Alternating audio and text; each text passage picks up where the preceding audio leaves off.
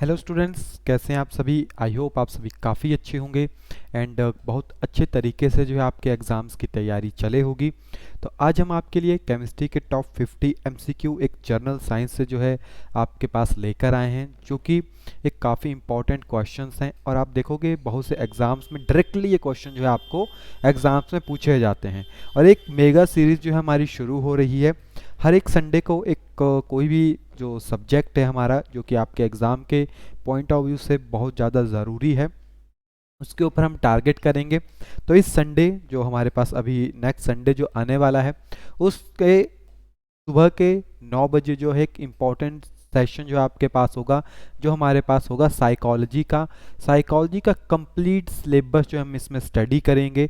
हो सकता है इसका जो सेशन है वो 5 आवर का भी हो सकता है, 8 आवर का भी हो सकता है, डिपेंड करेगा कब तक हमारा सिलेबस जो है वो कंप्लीट नहीं हो जाता। यानी जो सिलेबस है उसके ऊपर जो क्लासेस की टाइम है मेरे को डिपेंड करेगी, लेकिन स्टार्टिंग टाइम जो है मॉर्निंग में आपके पास 9 AM के ऊपर जो है वो शुरू होगा और इसका एंड टाइम डिपेंड करता है कब वो ख़त्म होगा। इसकी जो टाइमिंग है वो आपके साथ ऑलरेडी शेयर कर दी गई है। तो आप देखेंगे जो अभी हमारे पास संडे आने वाला है, आई थिंक 16th के आसपास वो आपके पास आएगा। आई थिंक 16 को ही है जहाँ तक मैं सही हूँ। तो उस दिन जो है आप इस सेशन को ज़रूर ज्वाइन कीजिएगा। ये सेशन आपको लाइव और रिकॉर्डिंग दोनों फॉर्मेट में जो है हमारे जो वी आर अकेडमी की एप्लीकेशन है प्लस साथ में यूट्यूब चैनल है, दोनों के ऊपर लाइव होगा। तो आप दोनों के ऊपर जो है इसको देख सकते हैं। चलिए केमिस्ट्री के टॉपिक्स की तरफ प्रोसीड करते हैं। एंड जो भी हमारा क्रैश कोर्स ज्वाइन करना चाहता है या फिर नॉर्मल कोर्स को ज्वाइन करना चाहते हैं, तो वी आर अकेडमी की एप्लीकेशन को डाउनलोड करके वहाँ से उन कोर्सेज को ज्वाइन कर सकते हैं। हमारे पास जो फर्स्ट क्वेश्चन है क्या कहता है, the non metal which has a shiny appearance. देखो क्वेश्चन आपको इजी लगेंगे देखने के लिए, हम इनको एक्सप्लेन भी करेंगे ताकि आपके और कॉन्सेप्ट भी यहाँ पे निकले। जैसे अगर हम बात करें तो यहाँ पे अगर आप थोड़ा सा गौर से देखोगे तो जो ब्रोमीन हो गया, देखो नॉन मेटल की बात कर रहा है, सभी नॉन मेटल है में आप देखोगे जैसे फ्लोरीन, क्लोरीन, ब्रोमीन, आयोडीन, तो ये दोनों तो एक ही सीरीज के हैं। और नॉन मेटल जो होता है कभी भी शाइनी नहीं होता, जैसे अगर नॉर्मल उनकी प्रॉपर्टीज़ को देखें। लेकिन एक ऐसा नॉन मेटल जो शाइनी होता है क्योंकि वो नेचर में सब्लिमेटेड होता है। कैसा होता है आपके पास सब्लिमेटेड, यानी सब्लिमेटेड क्या होते हैं आपके पास, क्योंकि आपके पास जैसे सॉलिड में है तो वो गैस स्टेट में ना, सॉरी, कोई सब्सटेंस अगर आपके पास सॉलिड में है तो वो लिक्विड में ना आके डायरेक्टली गैस में कन्वर्ट हो जाता है। ठीक है। तो यहाँ पे जैसे देखोगे आप आयोडीन, तो आयोडीन जो एक सब्लिमेटेड सब्सटेंस होता है, प्लस साथ में वो आपके पास क्या होता है, एकदम शाइनी नेचर का होता है। क्लियर। नेक्स्ट है हमारे पास total number of nodes. Nodes की बात कर रहा है। नोड्स क्या होता है आपके पास, किसी भी ऑर्बिटल के अंदर एक ऐसी पोजीशन या किसी भी ऑर्बिट के अंदर एक ऐसी पोजीशन जहाँ पे जो इलेक्ट्रॉन को फाइंड करने की जो प्रोबेबिलिटी है वो मिनिमम होती है, ये जीरो मान लीजिए, है ना। रेडियल नोड का फॉर्मूला आपने देखा होगा n-l-1। यही फॉर्मूला आपने देखा होगा in case of angular node, that is represented by l। And total number of nodes आपके पास n-1। n is a principal quantum number जिसकी वैल्यू 3 है, तो आपके पास आंसर क्या है यहाँ पे 2 है। नेक्स्ट है which is the odd man in the following. आप देखेंगे यहाँ पे अलग कौन सा है।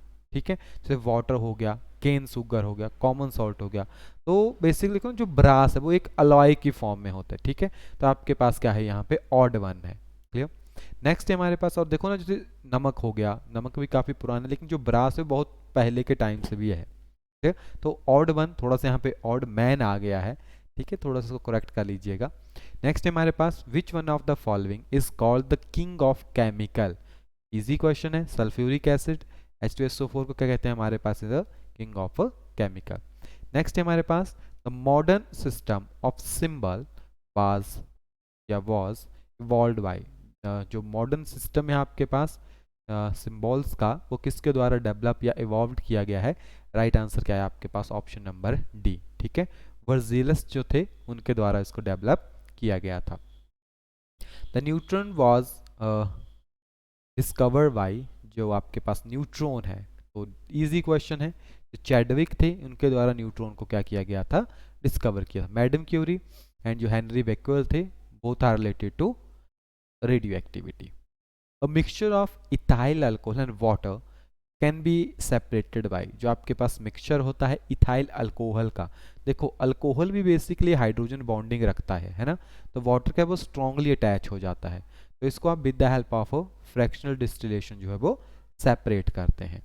The long form of the periodic table is based on, जो ओल्ड फॉर्म थी मेंडलीफ ने जो है उसको दिया था, और मॉडर्न पीरियडिक टेबल को अरेंज भी उन्होंने ही किया था, लेकिन जो लॉ है जो करंटली हम यूज़ करते हैं एंड ठीक है 7 एंड 18 का जो पैटर्न है, तो वो आपके pass on the atomic number दिया गया था। ओल्ड जो था वो एटॉमिक मासेस के ऊपर था।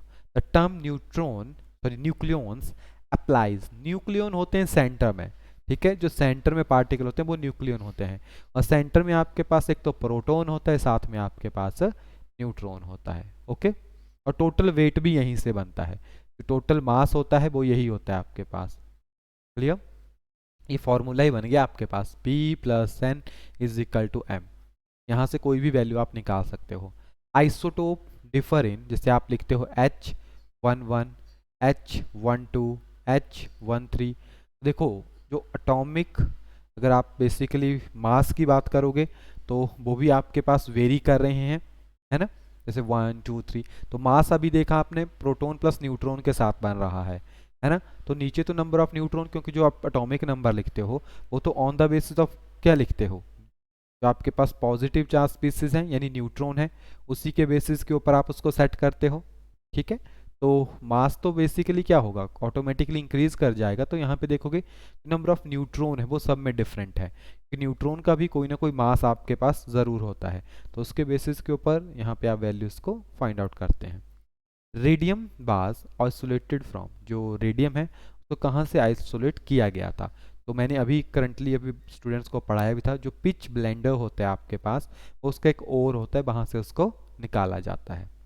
Real gas tends to become under, या sorry real gas tends to become ideal under, तो रियल गैस जो है वो आइडियली किस तरह से बिहेव करती है, तो बेसिकली आपको पता है जो भी P V is equal to N R T equation को फॉलो करती है वो सारी गैसेज आइडियल होती है, तो आप देखेंगे P V is equal to N R T जो है वो आइडियल तो है लेकिन नॉन रियल इक्वेशंस बन जाती है, क्योंकि ये ऑल टेम्परेचर एंड प्रेशर के ऊपर एग्जिस्ट नहीं करती, तो वो सिर्फ एग्जिस्ट करती है एट हाई टेम्परेचर के ऊपर एंड लो प्रेशर के ऊपर। बॉयल्स लॉ हो गया, चार्ल्स लॉ हो गया, गेल-सिस लॉ हो गया, और आज देखेंगे आप थोड़ा सा, जैसे मैं बोल रहा हूँ ना, थोड़ा सा एनर्जी नहीं ला पा रहा क्योंकि थोड़ा सा तबीयत ख़राब है, तो हो सकता है बीच में कुछ वर्डिंग गलत हो सकती है, तो थोड़ा सा आप एडजस्ट कर लीजिएगा। हेल्थ इशू की वजह से वीडियो में वो एनर्जी हम प्रोवाइड नहीं कर पा रहे जो मैं चाहता हूँ कि हर एक वीडियो में रहे।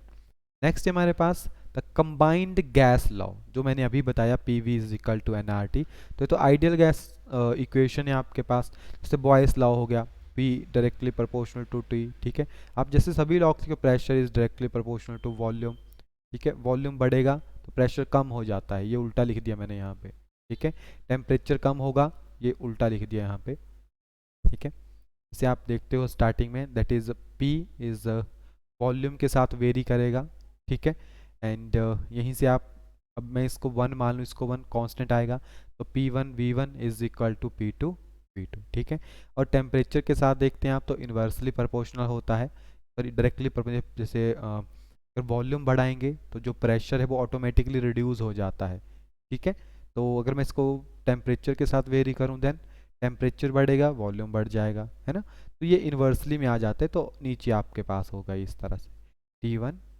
T2, यहाँ पे V2 लिखिएगा, तो इसको इस साइड लेके आएंगे तो ये इक्वेशंस ना इकट्ठी लिखी हुई है, जैसे P1 V1 T2 ये ठीक है, P2 ये भी ठीक है, तो B जो है आपके पास क्या है, इसका राइट आंसर है। बाकी आप लॉस के साथ इसको यहाँ से ड्राइव कर सकते हो।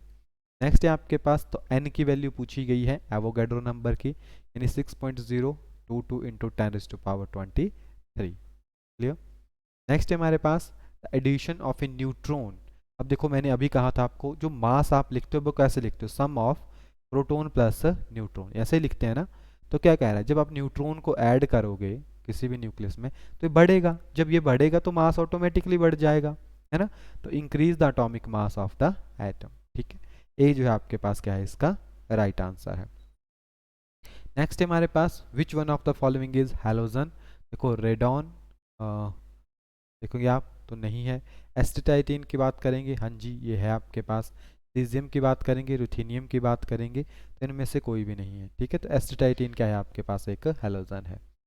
नेक्स्ट है which among the following is a metalloid, यानी जो बोथ दोनों प्रॉपर्टी यानी मेटल प्लस साथ में आपके पास नॉन मेटल दोनों की प्रॉपर्टी शो करेगा, मेटलॉइड होगा। तो आप देखेंगे यहाँ पे टीन हो गया, सिल्वर, आयोडीन, नॉन मेटल है, ये मेटल्स हैं। जो आर्सेनिक है वो दोनों की प्रॉपर्टी को शो करता है। और non metal which is good conductor of electricity is, तो ये तो ग्रेफाइट है, लेयर फॉर्म स्ट्रक्चर होता है, sp2 हाइब्रिडाइजेशन होती है। An element which is preserved under water, तो आप देखो जैसे फॉस्फोरस होती है उसको हम पानी के अंदर ही रखते हैं, लेकिन यहाँ पे पूछ रहा है कि किसको रखेंगे, तो ज़्यादा रिएक्टिव जो होती है, तो जो आप देखो जो वाइट फॉस्फोरस है उसको हम वाटर के नीचे रखेंगे। Clear. Next quick lime, that is a calcium oxide, क्या कहते हैं आप इसको, क्विक लाइम करके जो है वो रिप्रेजेंट करते हैं। हाइपोइज, हाइपो सॉल्यूशन जो है वो क्या होते हैं, सोडियम थायोसल्फेट, ठीक है। तो सोडियम थायोसल्फेट होते हैं वो आपके पास क्या होते हैं, एक हाइपो सॉल्यूशन के साथ उसको रिप्रेजेंट करते हैं। और जो हाइपो सॉल्यूशन है उसको हम फोटोग्राफिक प्लेट में भी यूज़ कर सकते हैं, क्योंकि बहुत ज़्यादा लाइट सेंसिटिव होता है, तो इसका आंसर भी सोडियम थायोसल्फेट ही है। Brin is a solution of, जब आप ऑस्मोसिस पढ़ते हो वहाँ पे आप इस सॉल्यूशन का यूज़ करते हो, यानी आप NaCl का सॉल्यूशन लेते हो इन वाटर, ठीक है। तो ए जो है आपके पास क्या है, इसका राइट आंसर है। विच of the following is a bleaching agent, easy question है। आपने देखोगे जो हाइड्रोजन पर ऑक्साइड है वो बहुत अच्छा एक ब्लीचिंग एजेंट होता है। नेक्स्ट है आपके पास अलम, ठीक है। तो अलम जो है वाटर प्योरिफिकेशन के लिए जब यूज़ की जाती है, इसके लिए purification of water. Lunar caustic is a silver nitrate, क्या होगा आपके पास, silver nitrate. The formula of cane sugar, तो केन सुगर यानी सुक्रोज की फॉर्म में होती है, C12H22O11, ओके, ये ग्लूकोज हो जाएगा यहाँ से। नेक्स्ट है आपके पास which of the following is not a chemical change, burning of magnesium रिवेनियर, ये तो केमिकल है। डिस्टिलेशन ऑफ वाटर, वाटर की प्योरिफिकेशन होगी सिर्फ। हीटिंग ऑफ केन सुगर, वो इन्वर्स हो जाएगा, हाइड्रोलाइज हो सकता है। Settlement of cement is also a chemical process, तो एक ही आपके पास यहाँ पे जो डिस्टिलेशन ऑफ वाटर है वो केमिकल प्रोसेस नहीं है। The process that take place in the atomic bomb, तो जो आपके पास न्यूक्लियर फ्यूजन है, ओके, सॉरी एटॉमिक बॉम्ब पूछ रहा है, ओके, न्यूक्लियर फ्यूजन फिशन होगी देन, ओके। यानी एक हैवी न्यूक्लियस स्प्लिट हो जाती है आपके पास टू लाइट न्यूक्लियस में, इस तरह से ये एक चेन रिएक्शन की फॉर्म में जो है वो चलता रहता है, ठीक है। तो न्यूक्लियर फिशन होती है जो एटॉमिक बॉम्ब होता है। और जो ऐसे आपका सन हो गया उसमें ऐसे आगे चलेंगे तो हाइड्रोजन एटॉमिक बॉम्ब या न्यूक्लियर बॉम्ब जिसे आप कहते हो, और इसको अगर मैं इस तरफ को मूव कर दूं तो यानी ये दो लाइट न्यूक्लियस एक हैवी न्यूक्लियस में कन्वर्ट होगी, तो आपके पास न्यूक्लियर फ्यूजन हो जाएगी। जैसे हाइड्रोजन बॉम्ब हो गए, सोलर सोर्स हो गया आपके पास, जैसे सन हो गया, तो वो सारा फ्यूजन का एग्जाम्पल है। विच of the following is not a metal, ये तो ईजी क्वेश्चन है, जैसे हीलियम हो गया, लिथियम, सोडियम, कोबाल्ट हो गया। तो आप देखोगे जो स्टार्टिंग में जितने भी आपके पास हैं, ठीक है, वो सारे क्या हैं आपके पास, मेटल्स होते हैं।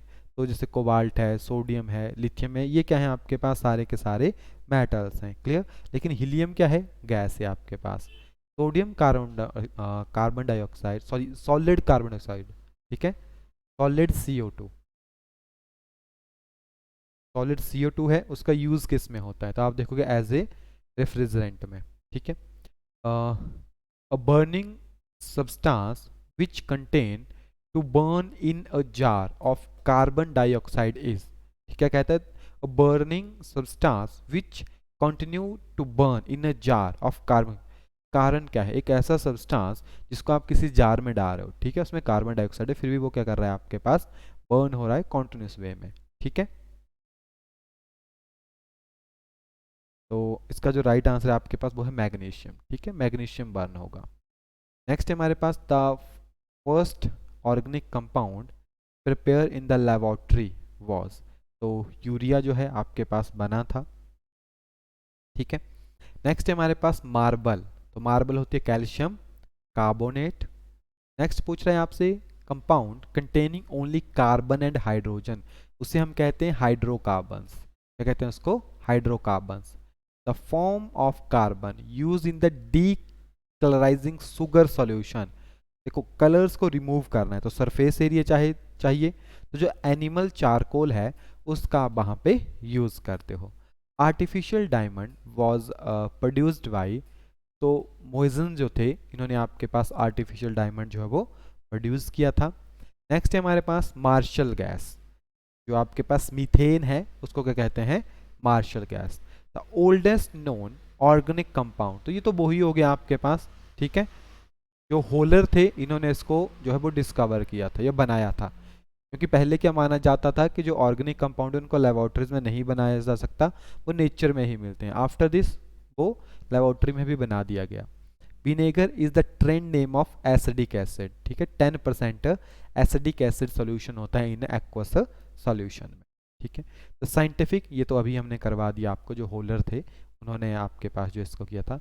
Methylated spirit is the mixture of methyl alcohol and ethyl alcohol. देखो एसिडिक एसिड पिरिडीन ये गलत है, तो आप डायरेक्टली जज कर सकते हो कि methyl alcohol and ethyl alcohol होगा।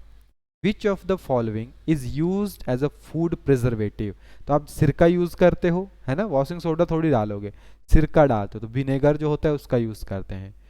Which of the following is a baking soda? NaHCO3, ठीक है, NaHCO3। Clear? The carbon cycle ensure that, जो कार्बन साइकिल होता है वो दिखता है कि एटमॉस्फेयर में जो कार्बन डाइऑक्साइड है वो कांस्टेंट रहे, यानी the percent of carbon dioxide in the air is kept almost constant. तो आप देखो जैसे नाइट्रोजन फिक्सेशन होती है, उसी तरह से कार्बन भी एक प्रोसेस के थ्रू जो मूव करता रहता है, ठीक है। तो चलिए आज की क्लास में हमारे पास इतने ही क्वेश्चन थे। आई थिंक यहाँ से जो टॉप 50 थे, 5 क्वेश्चन हो सकता है कि PDF फाइल में नहीं बनाए गए हैं।